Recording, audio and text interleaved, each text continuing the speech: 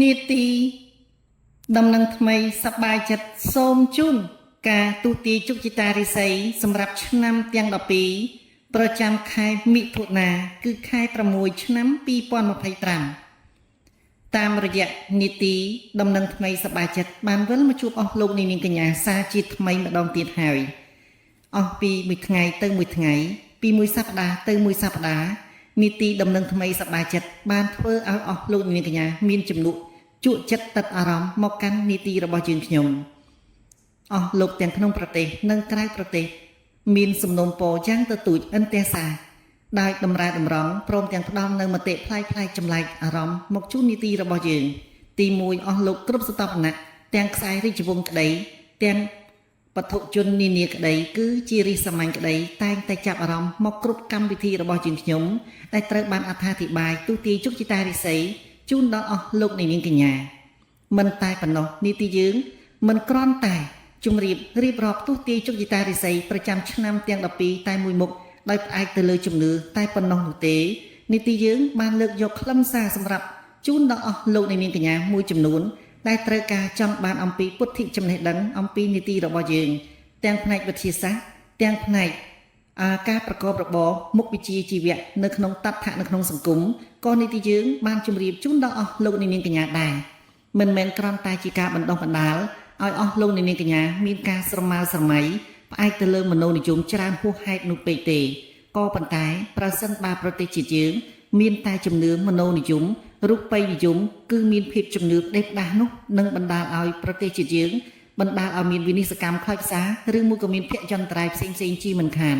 ក៏ប៉ុន្តែប្រសិនបើយើងទាត់ចោលនៅជំនឿទាំងអស់ហើយប្រកាន់យកនៅវិទ្យាសាស្ត្រនិយមក៏ធ្វើឲ្យប្រទេសជាតិយើងជួបប្រទះតែនឹងភ័យចន្ទ្រៃដូចគ្នាដែរអស់លោកនាងកញ្ញាជ្រាបស្រាប់ហើយថាក្នុងប្រទេសទូទាំងសកលលោកពុំមានប្រទេសណាមួយដែលបំបត្តិនៅជំនឿខាងផ្នែកមនោសញ្ចេតនារូបិយទាំងអស់ទាំងស្រុងនោះទេតែងតែប្រកាន់យកនៅលទ្ធិជំនឿទៅតាមបែបផែនផ្សេងរបស់ប្រជាជនដែលពួកគាត់កំពុងតែរស់នៅបើទោះបីជាលទ្ធិកុម្មុយនីសក្តីទាំងសេរីនិយមក្តីប្លុកទាំងពីរនេះអាចនឹងទទួលយកនៅជំនឿផ្សេងគ្នាជួនកាលប្លុកសេរីនិងប្លុកកុម្មុយនីសក៏ប្រកាន់យកនៅជំនឿរួមគ្នាក៏អាចថាបានដែរឥឡូវដើម្បីកុំឲ្យអស់លោកនាងកញ្ញាទន្ទឹងរង់ចាំយូរតាមរយៈនីតិដំណឹងថ្មីសប្បាយចិត្តក៏សូមយាងសម្ដេចទ្រង់នៃអង្គម្ចាស់អស់លោកគ្រប់ស្ថាបណៈទាំងក្នុងប្រទេសនិងក្រៅប្រទេសយាងសម្ដាប់យាងតតស្ដាប់ទស្សនាពីនីតិយើងដូចតទៅសម្រាប់ថ្ងៃទី1ខែមិថុនាគឺខែ6ឆ្នាំ2025បាទចំពោះឆ្នាំជូតត្រូវទទួលបាននៅរាសីខ្ពស់សូមចូលរួមអបអរសាទរចំពោះអស់លោកនាងកញ្ញាដែលការឆ្នាំជូតត្រូវទទួលបាននៅរាសីខ្ពស់បាទកុំបងបងយូនឹងមានមួយចំណុចទៀតដែលជួយជំរុញធម៌ពលកម្លាំងខ្លាំងក្លាជូនដល់អស់លោកនាងកញ្ញាតាមរយៈលេខសំណាង216សូមអញ្ជើញសះចេញបេះដូងភ្លាមទទួលបាននៅវាសនាខ្ពស់រុងរឿងឧត្តមឧត្តមលៀបហេងជោគជ័យសិរីសួស្តីសុភមង្គលពណ៌សំណាងរបស់អស់លោកនាងកញ្ញាគឺពណ៌ខ្មៅនិងពណ៌ផ្កាឈូក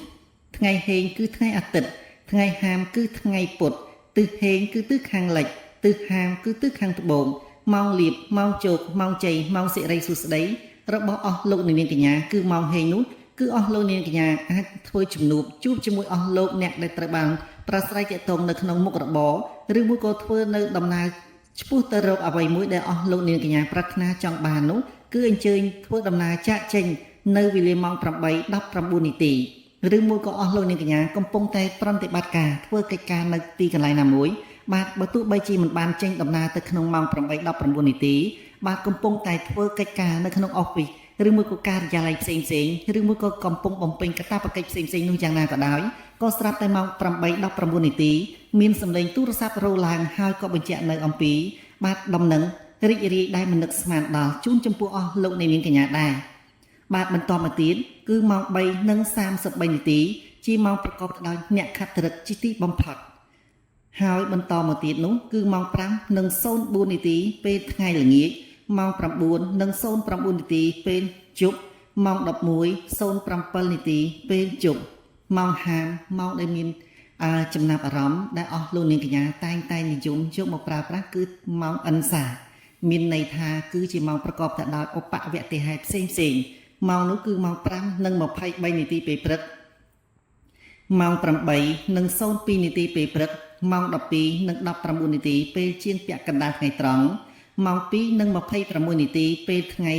រសៀលម៉ោង 12:28 នាទីពេលជាងពាក់កណ្ដាលអាធ្រាត្រក្នុងនោះផងដែរសម្រាប់អស់លោកអ្នកនាងកញ្ញាដែលកើតឆ្នាំជូតអាចអនុញ្ញាតចូលរួមបានគ្រប់កម្មវិធីសូមជម្រាបចំពោះឆ្នាំជូតឆុងជាមួយឆ្នាំថោះកបជាមួយឆ្នាំរោង2025នេះរាសីរបស់អស់លោកអ្នកកញ្ញាដែលកើតឆ្នាំជូតមានសន្ទុះបោះជំហានឈានឆ្ពោះទៅមុខនៅក្នុងថ្ងៃទី1ខែ6 2025នេះបាទហើយការបោះជំហាននោះទៀតសោតប្រកបទៅដោយភាពសន្សំរីឯវិបត្តិហិរញ្ញវត្ថុបានរលាស់ខ្លួនចេញពីជូតជាបណ្ដាខ្លះដែរហើយការជំពាក់ប្រាក់ធនាគារក៏ត្រូវបានសងឬមួយក៏ត្រូវបានខំប្រឹងរកស៊ីហើយសន្សំទុករួចដើម្បីសងជាសំណងទៅធនាគារឬមួយក៏ទៅបណ្ដាក្រុមហ៊ុនផ្សេងដែលអស់លោកនាងកញ្ញាកំពុងតែមានបំណុលចំពោះពួកគាត់បាទក៏ត្រូវបានសងរួចខ្លះជាបណ្ដាហើយដែរវិបត្តិនៅក្នុងសង្គមគ្រួសារឆ្នាំជូតខ្លះក៏ត្រូវបានដោះស្រាយរួចមកហើយដែរដោយស្វាមីខ្លះបានភ្ញាក់រលឹកស្គាល់យល់ដឹងពីកំហុសរបស់ខ្លួនហើយបានកែប្រែនិងវិលត្រឡប់មករួមរស់ជាមួយភរិយារបស់ខ្លួនវិញហើយសមនឹងយុគសម័យថ្មីយុគ 9 នេះដែរដែលមានរយៈពេលចាប់ពី2024ដល់2044មានថេរវេលា20ឆ្នាំនោះត្រូវបានឆ្នាំជូតកំពុងតែមានរស័យចេះតែល្អទៅហើយត្រូវខ្លាយទៅជាកម្ពុជាអ្នកមាននៅក្នុងចន្លោះថេរវេលា20ឆ្នាំនេះឬមួយក៏អាចខ្លាយទៅជាសេដ្ឋីក្នុងយុគសម័យថ្មីនេះដែរបើចង់ដឹងច្បាស់ថាតើអស់លោកនាងកញ្ញាមានវាសនាខ្ពង់ខ្ពស់រងរឿងឧត្តមដំដោយប្រការណាមួយសូមអញ្ជើញអស់លោកនាងកញ្ញាលើកទូរស័ព្ទជាប់ Telegram តាមរយៈលេខ012 645118មួយខ្សែទៀត09777628844អស់លោកនាងកញ្ញាមានបំណងចង់ឲ្យនីតិយើងទូទាយជោគជតារិស័យកុំភ្លេចថតនៅខ្សែបាត់ដៃស្ដាំនិងឆ្វេងមកខាងមួយប៉ុស្ព្រមទាំងផ្ញើមកកាន់នីតិយើងនៅថ្ងៃខែឆ្នាំកំណើតអមមកជាមួយផងកុំភ្លេចប្រសិនបើអស់លោកនាងកញ្ញាមានស្វាមីឬមួយក៏ភរិយាសូមអញ្ជើញប្រាប់ថាតើការជួបគ្នាជាគ្រាដំបូងសម្រាប់អាពាហ៍ពិពាហ៍លើកទី1ក្តីនោះបាទក៏សូមអញ្ជើញបញ្ជាក់ថាតើជួបគ្នានៅក្នុងពេលអាយុប៉ុន្មានហើយយើងខ្ញុំក៏សូមជម្រាបជូនដល់អស់លោកនាងកញ្ញាថារាល់អ្វីមួយដែលត្រូវបានបែកបាក់ប្រេះស្រាំនៅក្នុងសង្គមគ្រួសារឬមួយក៏ប្រការរកស៊ីមានការខូចឬមួយក៏ខាតលិចលង់បាត់បង់ដោយប្រការណាមួយឬមួយក៏នៅទីកន្លែងធ្វើការពុំសូវមានញាតិមិត្តរាប់អានដោយចេះតែយល់ឃើញថាខ្លួនយើងជាចំណុចអវិជ្ជមានធ្វើឲ្យពួកគេមិនចូលចិត្តដូច្នេះអស់លោកនាងកញ្ញាអាចអញ្ជើញទំនាក់ទំនងជាមួយយើងខ្ញុំតាមរយៈកិនសែងយ័ន្តកិនសែងស្នេហ៍ឬមួយក៏ធ្វើអ្វីផ្សេងជូនចំពោះដល់អស់លោកនាងកញ្ញាខ្ញុំនឹងធ្វើពិធីស្រោចទឹករំដោះគ្រោះលើករាសីកាយវាសនាអភ័ព្វឬមានកន្សែងយ័ន្តកន្សែងស្នេហ៍ដែលត្រូវបានចាស់ដោយចំណាផ្ទាល់ដៃរបស់យើងខ្ញុំមិនមែនជាយ័ន្តចម្លងកូពីឬមួយក៏គ្រាន់តែជាវរបស់ផ្សេងដែលមកពីបណ្ដាប្រទេសផ្សេងយកមកចែកជូនដល់អស់លោកនាងកញ្ញាក៏ទេនោះដែរយើងមានទូនីតិបាទដើម្បីអញ្ជើញយកឈ្មោះរបស់អស់លោកនាងកញ្ញាមកចាស់ចំណានៅលើយ័ន្តដោយផ្ទាល់តែម្ដងរួចហើយទៅពេលដែលអស់លោកនាងកញ្ញាជីវរបស់យកពីយើងខ្ញុំទៅខ្ញុំលោកគ្រូវិជ័យហារាកម្មទិបសុខឧត្តមមានទូនីតិបាទជាអ្នក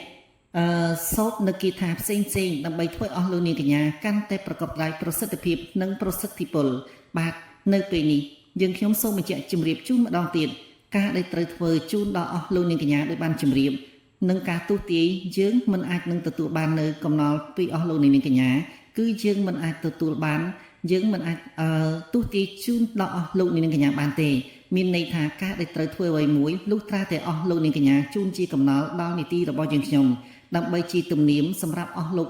អ្នកគ្រូលោកគ្រូមួយចំនួនឬមួយក៏ទូទាំងប្រជារាស្ត្រជាណាចក្រកម្ពុជារដ្ឋយើងគ្មានលោកគ្រូអ្នកគ្រូមួយណាដែលត្រូវទូទាយជោគជតារិស័យជូនដល់អស់លោកនាងកញ្ញាហ្វ្រីនោះទេការដែលអស់លោកនាងកញ្ញាចង់បាន4ដំណាត់គឺជាការមិនប្រប្រៃ